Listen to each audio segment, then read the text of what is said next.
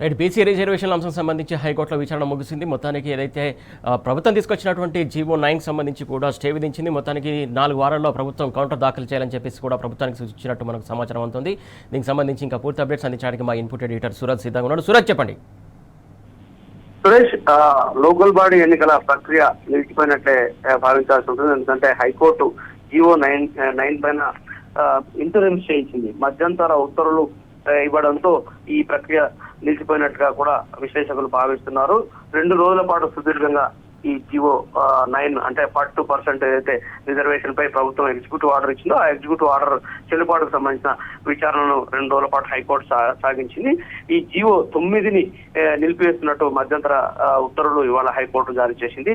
దీంతో తద్వారా ఎన్నికల ప్రక్రియ కూడా స్థానిక సంస్థలకు జరగాల్సిన ఎన్నికల ప్రక్రియ కూడా నిలిచిపోయినట్టే అని చెప్పేసి కూడా విశ్లేషకులు భావిస్తున్నారు. రాష్ట్ర ప్రభుత్వం కౌంటర్ దాఖలు చేయడానికి 4 వారాల గడువు కూడా హైకోర్టు ఇచ్చింది. అలాగే ప్రభుత్వం పై కౌంటర్ పిటిషన్ వేయడానికి కూడా 2 వారాలు పిటిషనర్ కూడా అవకాశం ఇవ్వడం జరిగింది. దీంతో దాదాపుగా 4 వారాల పాటు కేసు విచారణ వాయిదా పడదని చెప్పాల్సి ఉంటుంది. ఇక 2 రోజుల పాటు సాగిన ఈ విచారణలో భాగంగా ప్రధానంగా సుప్రీంకోర్టు 50% రిజర్వేషన్లపై 50% సీల్ ఏదైతే క్యాప్ విధించిందో ఆ క్యాప్ పైన ప్రధానంగా చర్చ జరిగింది. దీంట్లో భాగంగా సుప్రీంకోర్టు గతంలో సూత్రీకరించిన ట్రిపుల్ టెస్ట్ కు ఈ జీవో నిలబడాల్సి ఉంటుందని చెప్పేసి అంశం పైననే ప్రధానంగా హైకోర్టులో చర్చలు జరిగాయని చెప్పాల్సి ఉంటుంది. ఈ ట్రిపుల్ టెస్ట్ లో భాగంగా చూసుకుంటే కనుక ప్రధానంగా బీసీల వెనుకబాటుతనాన్ని నిర్ణయించడానికి ఒక డెడికేటెడ్ కమిషన్ ఏర్పాటు చేయాల్సి ఉంటుంది ప్రభుత్వాలు. అలాగే ఈ డెడికేటెడ్ కమిషన్ ద్వారా బీసీల వెనుకబాటుతనాన్ని విశ్లేషిస్తూ అటు ఎస్టీలకు గతంలో కేటాయించిన రిజర్వేషన్లకు ఎలాంటి భంగం కలగకుండా ఆ మిగిలిన మొత్తాన్ని మాత్రమే బీసీల వెనుకబాటుతనంగా రిజర్వేషన్ గా కేటాయించాల్సి ఉంటుందని చెప్పేసి కూడా ట్రిపుల్ టెస్ట్ లో భాగంగా ఒక సూత్రం ఉంది. అలాగే మూడోది ఏంటంటే 50% క్యాప్ ఏదైతే సుప్రీంకోర్టు విధించిందో ఆ 50% క్యాప్ ను రిజర్వేషన్ దాటాదనేది ఈ ట్రిపుల్ టెస్ట్ లో 3వ సూత్రంగా ఉంది. ఈ 3 సూత్రాల్లో 2టిని ప్రభుత్వం పాటించిందని చెప్పాల్సి ఉంటుంది.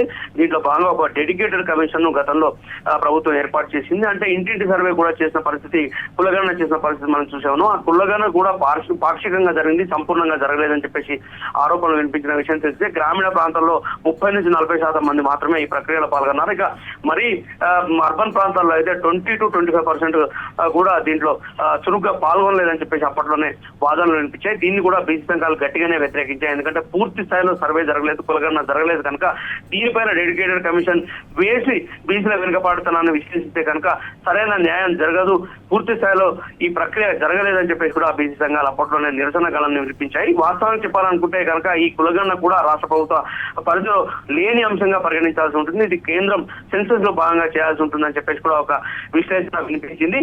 ఈ నేపథ్యంలోనే ప్రభుత్వం డెడికేటెడ్ కమిషన్ ఏర్పాటు చేసింది. డెడికేటెడ్ కమిషన్ ఏర్పాటు చేసి బీసీల వెనుకబాటుతనాన్ని నిర్దేశించే ఒక ప్రక్రియ కూడా చేపట్టింది. ఇందుకు సంబంధించిన నివేదిక తీసుకున్న తర్వాత చట్టాన్ని ప్రధానంగా శాసనసభలో ఒక బిల్లును ప్రవేశపెట్టింది ప్రభుత్వం. ఈ బిల్లును చట్టరూపం చేయాలని చెప్పేసి గవర్నర్ ప్రస్తావన పంపగా గవర్నర్ దాన్ని రాష్ట్రపతి అభిప్రాయం కోసం పంపడం అనేది అది అక్కడే పెండింగ్ లో ఉన్న నేపథ్యంలో తర్వాత మరొక బిల్లును ఒక ఆర్డినెన్స్ గా మలచాలని చెప్పేసి ఆర్డినెన్స్ గా మలిచి దాన్ని అమలు చేయాలని చెప్పేసి గవర్నర్ కు రాష్ట్ర ప్రభుత్వం ప్రస్తావన పంపింది. దీనిపైన కూడా గవర్నర్ నుంచి ఎలాంటి స్పందన రాకపోవడంతో చివరికి రాజకీయ కోణంలో భాగంగానే కాంగ్రెస్ పార్టీ కుట్రపూరితంగా ఈ ఎగ్జిక్యూటివ్ ఆర్డర్ ను తీసుకొస్తూ 42% రిజర్వేషన్ అమల్లోకి తెచ్చే ప్రయత్నం చేసిందని చెప్పేసి కూడా ఒక ఆరోపణ స్పష్టంగా వ్యక్తమవుతున్న తరుణంలో ఇక నేడో రేపో ఈ ఎగ్జిక్యూటివ్ ఆర్డర్ వస్తుందన్న ఒక అనుమానాలు నడమనే ఈ ఎగ్జిక్యూటివ్ ఆర్డర్ వచ్చింది. ఈ ఎగ్జిక్యూటివ్ ఆర్డర్ కు చెల్లుబాటు ఉండదు, లీగల్ శాంక్టిటీ ఉండదని చెప్పేసి బీసీ సంఘాల నేతలు కావచ్చు, న్యాయ నిపుణులు కావచ్చు ఎప్పటికప్పుడు చెప్తున్నా కానీ కేవలం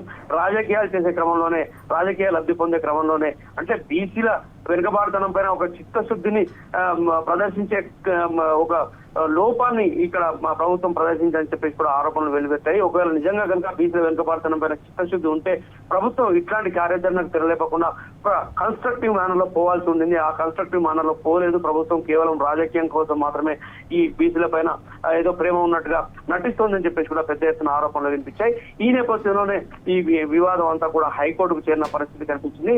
ఇందుకు సంబంధించి సుప్రీంకోర్టు కూడా పిటిషన్లు ఆశ్రయించిన క్రమంలో హైకోర్టులో విచారణలో కేసు ఉండగా మేము దాన్ని దాన్ని స్వీకరించమని చెప్పేసి సుప్రీంకోర్టు చెప్పిన విషయం తెలిస్తే ఆ తర్వాత హైకోర్టులో 2 రోజుల పాటు విచారణ సాగింది. 2 రోజుల పాటు విచారణ సాగిన తర్వాత ప్రధానంగా ఈ ట్రిపుల్ టెస్ట్ కు సంబంధించి చర్చ జరిగింది. ఆ తర్వాత 50% క్యాప్ సంబంధించిన చర్చ కూడా జరిగింది.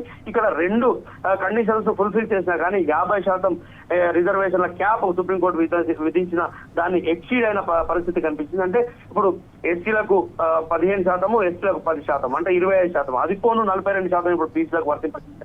మొత్తంగా 67%. అంటే ఏదైతే 50% సుప్రీంకోర్టు క్యాప్ ఉందో ఈ 50% దాటి మరొక 17% ముందుకు పోయిన పరిస్థితి. ఈ పరిస్థితిని పైన కూడా ఖచ్చితంగా హైకోర్టు వాదనలు విన్నది. వీటన్నిటిని పరిశీలించిన తర్వాత ఇవాళ హైకోర్టు 2వ రోజు నిన్నంతా కూడా పూర్తిస్థాయిలో విచారణ విన్న తర్వాత ఇవాళ 2:15 ఈ విచారణ వాయిదా వేసింది హైకోర్టు. ఈలోపే అంటే గత నెల 29న షెడ్యూల్ స్థానిక సంస్థల ఎన్నికల నోటిఫికేషన్ ప్రకటించిన స్టేట్ ఎలక్షన్ కమిషన్ ఇవాళ నోటీసులు జారీ చేసి నామినేషన్ల స్వీకరణ ప్రక్రియ కూడా స్టేట్ ఎలక్షన్ కమిషన్ స్థానిక సంస్థల ఎన్నికల్లో భాగంగా స్వీకరించే ప్రయత్నం చేసింది. ఇప్పుడు ఇవాళ కాసేపటి క్రితం అంటే 4 గంటలకు జడ్జిమెంట్ ప్రొనౌన్స్ అయింది. హైకోర్టు డివిజన్ బెంచ్ అంటే చీఫ్ జస్టిస్ సంబంధించిన డివిజన్ బెంచ్ కాసేపటి క్రితం ఇంటరిమ్ స్టేను ఈ జీవో 9 పైన ఇవ్వడం జరిగింది. దీంతో 42% రిజర్వేషన్లు బీసీల కేటాయిస్తూ ఏదైతే జీవో ప్రభుత్వం జారీ చేసిందో, ఎగ్జిక్యూటివ్ ఆర్డర్ జారీ చేసిందో దాన్ని తాత్కాలికంగా నిలుపుదల చేస్తూ ఈ ఎగ్జిక్యూటివ్ ఆర్డర్ ను హైకోర్టు ఇచ్చింది. తదనుగుణంగా ఇందుకు సంబంధించి ఇదే జీవో ప్రకారం ఏదైతే స్థానిక సంస్థల ఎన్నికలకు రాష్ట్ర ఎన్నికల సంఘం నోటిఫికేషన్ జారీ చేసిందో ఆ నోటిఫికేషన్ కూడా నిలిచిపోయినట్లే అయిపోయిందని చెప్పాల్సి ఉంటుంది. ఇక 4 వారాల పాటు ఈ కేసును వాయిదా వేయడంతో ఆ తర్వాత 4 వారాల తర్వాత మళ్ళీ కేసు విచారణకు హైకోర్టు ముందుకు రానుంది. అప్పటి వరకు ఏం చేయాలనే దానికి సంబంధించి న్యాయ నిపుణుల సలహాలు తీసుకుంటామని చెప్పేసి రాష్ట్ర ఎన్నికల సంఘం ఇప్పటికే వెల్లడించిన పరిస్థితి కనిపిస్తుంది. ఇందుకు సంబంధించి అవకాశాలు ఏమున్నాయని చెప్పేసి కూడా పరిశీలిస్తున్న పరిస్థితి కనిపిస్తుంది. ఒకవేళ కనుక పాత చట్టం ప్రకారమే ఈ నోటిఫికేషన్ ఇచ్చిన కనుక, ఒకవేళ పాత చట్టం ప్రకారమే పాత రిజర్వేషన్ అమలు చేస్తే కనుక మరి యథావిధిగా మరొక నోటిఫికేషన్ ఇచ్చి స్థానిక సంస్థల ఎన్నికలను ముందుకు తీసుకెళ్లొచ్చా, లేదా హైకోర్టు ఇచ్చిన మధ్యంతర ఉత్తర్వుల ప్రకారం ఉత్తర్వుల మేరకు దాన్ని ఒబే చేసి ఇదే పరిస్థితి కొనసాగించాలని దానికి సంబంధించిన స్పష్టత మాత్రం రావాల్సింది. దీనికి సంబంధించి రాష్ట్ర ఎన్నికల సంఘం అధికారి న్యాయ నిపుణుల సలహా తీసుకున్న తర్వాత ఒక ప్రకటన చేస్తామని చెప్పేసి వెల్లడించడం జరిగింది. Suresh, thank you Suraj.